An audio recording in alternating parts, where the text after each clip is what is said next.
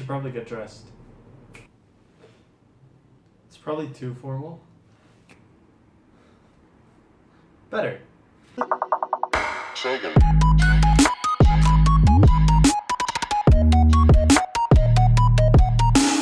So what I wanted to talk about today was success and failure. I think what's bad nowadays is that too many kids think failure is bad. So I'm going to explain to you why failing is good. Failure means not succeeding at your objective, right? But you have to bring that definition one step forward so you can get to the actual meaning of failure. It's not succeeding at your objective, but then realizing that, okay, I failed this time, but I can do better the next time, right? This is especially important to me right now because I just came from a debating tournament. It's safe to say that, we didn't win. So we go into the tournament and we take a fourth straight away. It's like the tournament went, ha! And we went like, oh! Off the bat, last place. And we think, okay, we take a last now, and this sucks. This feels terrible, right? And I think we kind of like carry this mindset with us into the next round. So, of course, what happens again? Debate goes, huh! We go, oh! Again, and we take another fourth. Mind you, this is like 2.5 hours of debating easily. And I'm like, all right, we need to chill. We need to go about this better with a positive attitude. It's a debate, it's a competition, but the important thing is to have fun, right? Learn and have fun. So we go into this next round and it's less stressful and we come out of it, we feel pretty good.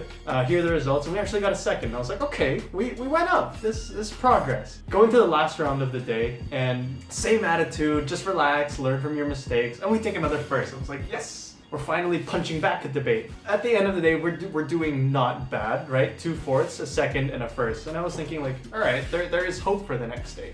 We get to the tournament the next day, and there's one final round before they announce the breaks. So who makes it to the finals and the novice finals? I am a novice, by the way. If anyone has debating tips and would like to tutor me, we go into the first round of the day, and we're like, all right, and we get emotion, and it's feminism. We were like, oh. #feminism, we got this. So we go in, guns blazing, debate, guns blazing. It's probably not as epic as it sounds, but we walked in, it's like, whoosh, let's go. Debate the crap out of the round, and we get a first again. And I was like, yes! So we actually have a chance of breaking to novice finals. It felt good. We get to the break, the finals announcements, and they announced novice finals, and we got it, we made it in. And I was like, yes! So I know we had a crappy start, but we made it back, and that's, yee.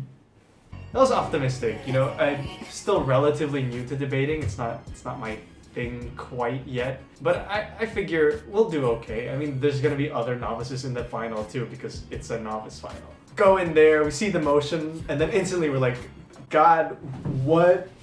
How? It was like, this house believes that the criminal justice system should be outsourced to technocrats. Like, what? We go in, we give it our best shot. You do get a kind of success from like knowing that you made it to the finals, even if they're novice finals. But the other teams were actually like pretty decent. And we come out of the round and instantly it's like, GG, we did not take first, we're not gonna win. And it's not pessimism, it was just, objectively speaking, I knew who performed best that round and I knew like who impacted the debate the most, and it wasn't my team. So I was like, it's okay, I can accept this. And I was about to go home, right? But then my team convinced me, what if you do win? You'll never forgive yourselves if you don't get to hold the trophy. So I was like, all right, fine, I'll stay. And mind you, I'd already kind of accepted that we lost. But them telling me to stay and them saying, there's a chance that you won. I really felt like, maybe we won. It's like 3 or 4 hours after that, and the tournament gets around to announcing who actually won everything. And they get to announcing who were the winners of the novice finals. And they said it. I was so excited. I was quivering in my seat. I was like, oh my god, maybe we won. And then they say, the winner of the novice final is... And it wasn't us. And I was like, hey, but I wanted to win. It didn't feel good, right? Like, you can rationally accept that, okay, losing isn't the end of the world, you can do better, but just in that moment, it sucked, right? Everyone around me is like, no, you guys can do it. And I was like, okay, we can do it, but we didn't do it. And I felt bad. I felt down. And this is, I think, where the lesson should come. I say, when shit hits the fan, you're allowed like a grace period of time to just... But I think quickly after that, you should realize that failing is not necessarily a bad thing.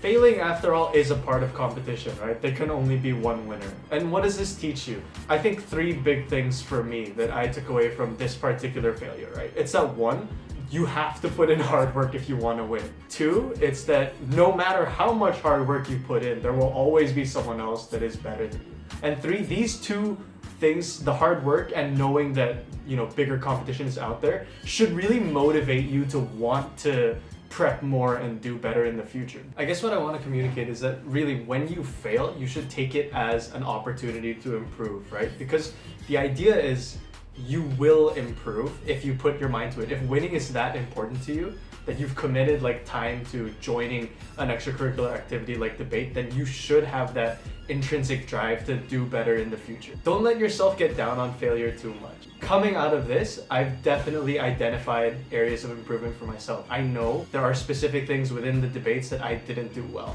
And I'm not gonna attribute my failings to external sources like bad judges, didn't sleep well and stuff like that. Because it's too easy, right, to point fingers and blame other people for your failures. And I think that's a problem that, I don't know, I guess I've noticed throughout the year. When bad stuff happens with grades, it's so much easier for kids to just put the blame on other people instead of thinking, you know, maybe I did something wrong this time and maybe I can do better next time. Because it's harder to do that, right? It's easy to just point fingers and name names. Is that an expression? So I guess if you want to take away stuff from this, I'll give you 2 big things. First is, I think everyone should take failure as an incentive to do better in the future. Like, it's okay to get down for a bit, but you should always remember to pick yourself up quickly, right? Because that's the point. And the second big thing is to recognize that when you fail, most of the time I think it's going to be your own fault. So you should know that it's your own fault so that you can do better the next time. I will say this though, competition brings out different sides in people, and just there was this one round where we were up against this team, and I don't remember exactly what they said, but it just infuriated me because there was no logic behind it. So I wrote on my notes so that my partner could see, their chain of causality is stupid, and I like highlighted stupid, and he was like, yo, relax, and I was like, no, and I kept circling stupid. Don't be like that, guys. It's I'm not proud of it. It's just, it happens, heat of the moment, you know, you say stuff, it's like, yeah. So, play nice, have fun,